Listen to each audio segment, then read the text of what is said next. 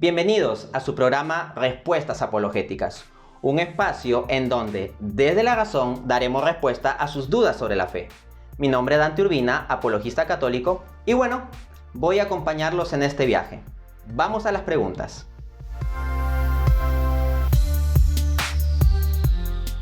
Aquí la clave es entender, contrariamente a los que muchos postulan, lo siguiente.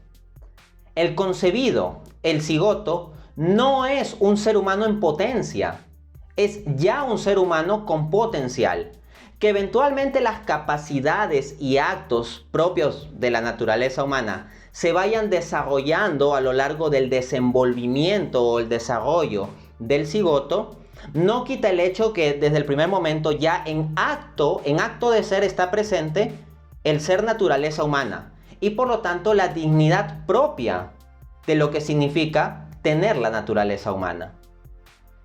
Además, si nosotros planteamos que la dignidad ontológica, la dignidad del ser, simplemente se acaba o no está presente en la medida en que no se manifieste en acto cierta capacidad como la del juicio moral o la autoconciencia, entonces con esa misma lógica no solo estaría legitimado el aborto, sino también se podría legitimar el matar a cualquier persona que quede en estado de coma. En tanto la persona en estado de coma no está ejerciendo conciencia sobre el mundo exterior, diálogo racional, juicio moral sobre las cosas a su alrededor, etc., ¿no? Pero obviamente es un absurdo plantear que podemos matar como nos dé la gana a personas en estado de coma.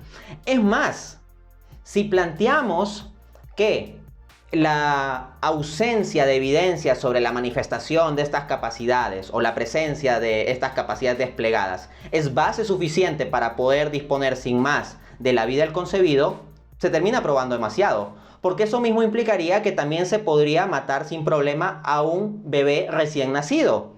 Efectivamente, porque, el recién nacido, ¿acaso lo vemos ejerciendo juicio moral con la distinción entre bien y mal, juzgando sobre las cosas del mundo? No. Incluso lo que es la autoconciencia y la identidad se ponen en cuestión en el recién nacido. Si vamos a basar la dignidad humana en eso, entonces se puede matar al recién nacido o decir que no tiene dignidad humana. Por ejemplo, la doctora Nancy Steinberg nos informa: el conocimiento que tiene el bebé del mundo es muy limitado. Los primeros 6 meses no se ve a sí mismo como un individuo, sino que se percibe como parte de la persona que lo cargue. Alrededor de los 8 meses e incluso antes, el niño empieza a darse cuenta que tiene su propio cuerpo y es capaz de desplazarse. Acá tenemos a una doctora que nos está explicando el punto de que los recién nacidos no tienen claramente una autoconciencia, una identidad que los distinga respecto a los demás. Y no por eso vamos a matarlos, ¿no?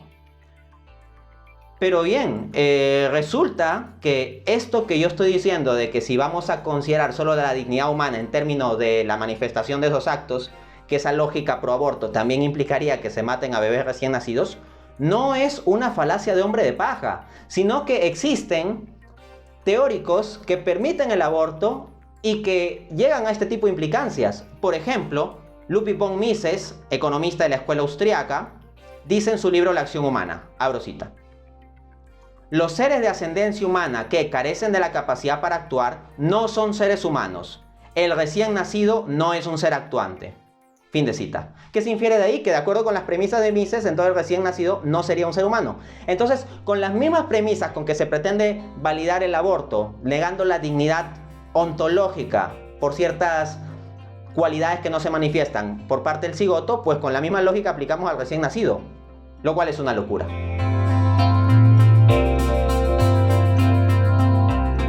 En el caso del aborto por violación, obviamente hay un problema grave. Esto no tiene que ser minimizado, pero tampoco tiene que ser simplificado. No está simplemente la experiencia de dolor de la madre, sino también está el hecho del concebido como ser inocente. Ciertamente, en un caso de violación, la madre no es culpable, pero tampoco es culpable el concebido. En consecuencia, uno no puede disponer de la vida del concebido como le dé la gana. Se trata de una vida. Entonces, ¿qué es lo que hay que hacer? Pues la sociedad, en términos de sus estructuras, leyes, instituciones, apoyos políticos, económicos, etc., tiene que apoyar al máximo a las madres que pasen por esa situación tan traumática. Hay que darle los mejores apoyos psicológicos, académicos, médicos, todas las facilidades del mundo. Pero disponer arbitrariamente de una vida inocente no es una opción en una sociedad decente. Lo que debe hacer una sociedad decente es ayudar al máximo a la mujer que se encuentre en tal situación. Eventualmente, si la mujer no quiere tener al bebé, pues bueno, por último que se habiliten los medios para que se lo pueda dar en adopción o para que las instituciones de la sociedad puedan ver de canalizar la crianza del niño, ¿no? Pero no disponer arbitrariamente su vida. Claro, es que la lógica detrás de esto es que está el aborto por violación y está la violación, el embarazo por violación. Y está la lógica implícita de que el aborto es un mal menor que en cierto modo soluciona o compensa por el trauma de la violación.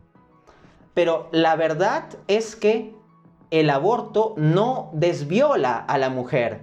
Ese hecho horrible lamentablemente ha sucedido y lo que hay que hacer es apoyar a la mujer al máximo en el presente y en su futuro. Pero el pasado no se puede cambiar. Habrá que poner los medios, claro, para que esas cosas cada vez sucedan menos y castigarlas con la máxima fuerza. Pero no se puede cambiar el pasado. Y tampoco se puede disponer arbitrariamente de una vida inocente.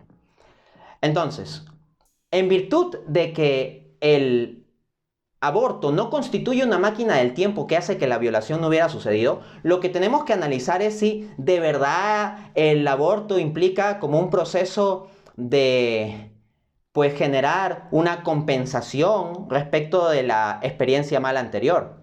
Y lo que nos muestran los estudios científicos es que el aborto es un episodio traumático y entonces hay el trauma de la violación y le agregamos el trauma del aborto. Lo que estas mujeres requieren es apoyo psicológico, económico y todo el apoyo que se le puede dar.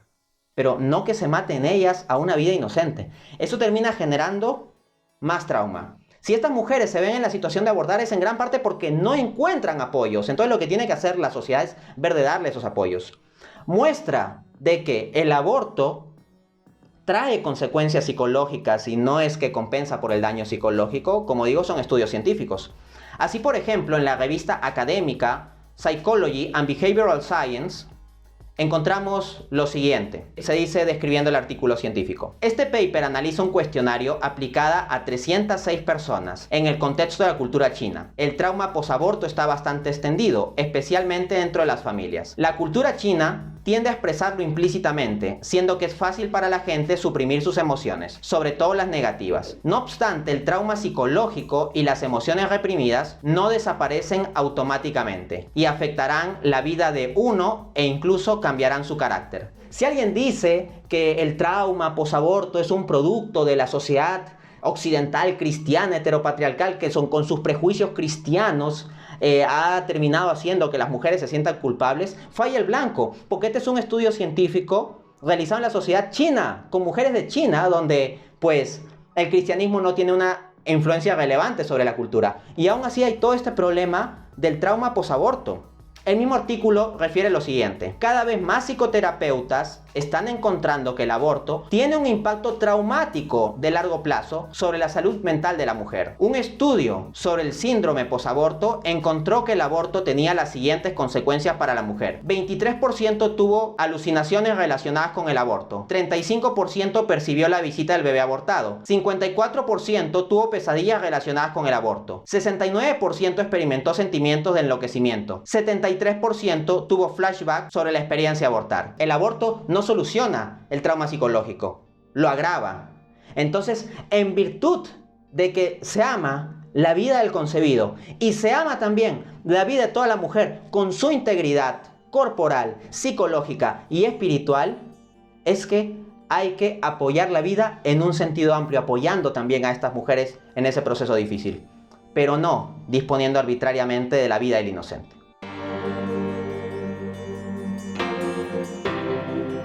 Bueno, algunos proabortos intentan aprovechar la Biblia para decir que simplemente la vida se asocia cuando uno nace, porque la vida en la Biblia la asocian a la respiración. ¿Y qué textos bíblicos dan para probar su punto? Bueno, por ejemplo, Génesis 2:7, donde dice: formó pues Dios al hombre del polvo de la tierra y sopló en su nariz el aliento de vida, y fue el hombre alma viviente. O si no, citan Job 34, del 14 al 15, donde dice: si Dios retirase el hombre su espíritu y su aliento, toda carne perecería. Fin de cita. Pero cualquiera que sepa de ciencias bíblicas sabe que el término hebreo de soplo, ruá, no hace referencia meramente a la respiración física, sino que se refiere también a la actividad espiritual de Dios sustentando al ser humano. Y en el contexto bíblico, esto no se da solo desde el nacimiento, sino de forma previa, cuando el ser humano está en el vientre de su madre. Evidencia de esta muy clara la tenemos en Jeremías 1:5, donde dice: antes de que te formara en el vientre tu madre, te conocí, y antes de que nacieras, te santifiqué. Ahora bien, la santificación es un efecto sobre el alma. En consecuencia, aquí está claro que ya hay vida humana y vida con alma desde el vientre de la madre. Asimismo, en Lucas 1:15 se dice respecto de Juan el Bautista: y será lleno del Espíritu Santo aún desde el vientre de su madre. Entonces, es claro que en la concepción bíblica ya hay vida humana, vida con dignidad, vida capaz de recibir el efecto de la santidad desde el vientre de la madre. Ojo, no estoy utilizando aquí automáticamente la Biblia para probar la postura provida, pero lo que sí estoy haciendo es utilizar la Biblia para mostrar que cuando ciertos pro aborto quieren apelar a textos bíblicos para tratar de problematizar la postura provida, en realidad lo que muestran es su ignorancia respecto a las cuestiones bíblicas. Por eso les respondo con la Biblia. Acá el texto de referencia es Mateo 26:24, donde Jesús dice: ay de aquel que entregará al Hijo del Hombre, mejor le hubiera sido el no haber nacido. Entonces, claro, algunos pro aborto intentan capitalizar la Biblia para su lado y dicen: oye, pero esto implica entonces que la vida se inicia con el nacimiento, porque dice mejor le habría sido no haber nacido, no dice mejor le hubiera sido no haber sido concebido. Pero de nuevo, al intentar utilizar la Biblia, solo muestran su ignorancia respecto a las Escrituras. A ver, en el caso de Judas, ¿por qué le habría sido mejor no haber nacido? Vamos a la Biblia, a que ella misma nos responda. Dice Romanos 9:11, refiriéndose a Jacob y Esaú: no habían nacido y no habían hecho nada bueno ni malo. Entonces la propia Biblia establece que el ser humano, en tanto está en el vientre de la madre, de por sí no realiza ningún acto bueno ni malo. ¿Ok? Ahora, ¿por qué se hace miserable la vida de Judas? En virtud de los actos malos que él realizó. No solo la traición a Jesús, sino que ya antes en los evangelios se narra que él era un criticón y al mismo tiempo que incluso robaba dinero de la bolsa que llevaban los apóstoles para cargar el dinero. Entonces son los actos malos de Judas. O sea, a partir de su nacimiento, ¿no?, en que él comienza a desarrollarse en el mundo exterior y ya puede hacer cosas buenas o malas, pues eventualmente él en su desarrollo en esta vida en la tierra es que comienza a hacer actos malos y causar perjuicio. Entonces es en ese sentido que hubiera sido preferible tal vez que no hubiera estado sobre la tierra. Aunque claro, eso desde su punto de vista individual. Desde el punto de vista global, en la providencia divina esto fue organizado como parte del plan de salvación. Ojo, sin que eso anule el libre albedrío de Judas, pero eso ya lo hablaremos en un programa posterior. Este es sobre el aborto. Demostración clara de lo que estoy diciendo es el texto de Eclesiastés 6:3, donde leemos: aunque el hombre tuviere 100 hijos y viviere muchos años, y los días de su edad fueren numerosos, si su alma no se sació del bien y careció de sepultura, yo digo que un abortivo es mejor que él. Entonces, fíjense el estándar que está poniendo la Biblia. Dice que si un hombre vive muchos años y prospera y todo eso, pero careció del bien en su vida, entonces hubiera sido preferible que se hubiera quedado en el vientre de su madre, porque cuando salió a la vida actuó mal, ¿ok? Y eso es el caso de Judas. Precisamente Judas actuó mal, él no se sació del bien, sino del mal. Y de hecho careció de sepultura, porque él se suicidó y terminó con el vientre abierto, no fue sepultado con honor. Es en ese sentido que un abortivo es mejor. ¿Y por qué la Biblia dice esto? Porque el abortivo ya es persona humana, no porque no lo sea. Entonces esta cuestión queda muy clara. Y bueno, eso ha sido lo que hemos visto por hoy. Nos vemos en un siguiente programa.